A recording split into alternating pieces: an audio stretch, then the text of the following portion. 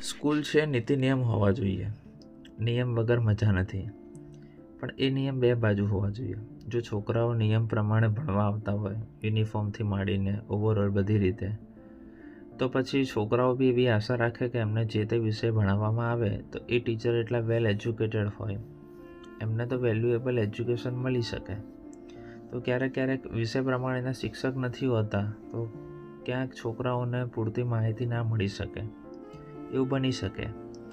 Graduation, under graduation હોય એવા પણ ટીચર્સ હોતા હોય છે સ્કૂલની અંદર. તો પછી ખાલી કામ ચલાવવું એજ્યુકેશન જેવું થઈ જાય છે. અને છોકરાઓ જો ઓબ્જેક્શન ઉઠાવે કે ખબર નથી પડતી, કે આ ટીચરનો વિષય નથી, તો પછી કંઈ બીજા ટીચરનું કરો, તે છોકરાઓ નજરે ચડી જાય. કે જે છોકરાઓને આખું વર્ષ ટોર્ચર જેવું થઈ જાય, ટાર્ગેટ જેવું થઈ જાય. એક બીક રહે કે તારા પરીક્ષામાં ઓછા માર્ક્સ આવશે.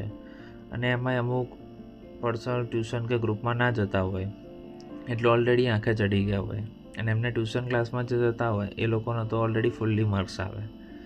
આ તો સનાતન સત્ય વાત છે.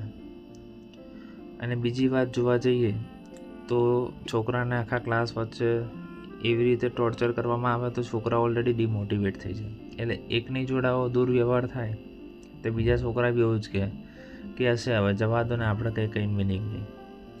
એટલે એક જોડે એવું વ્યવહાર થાય તો બીજા જોડે એવું થશે એવું એ લોકો માની લે છે.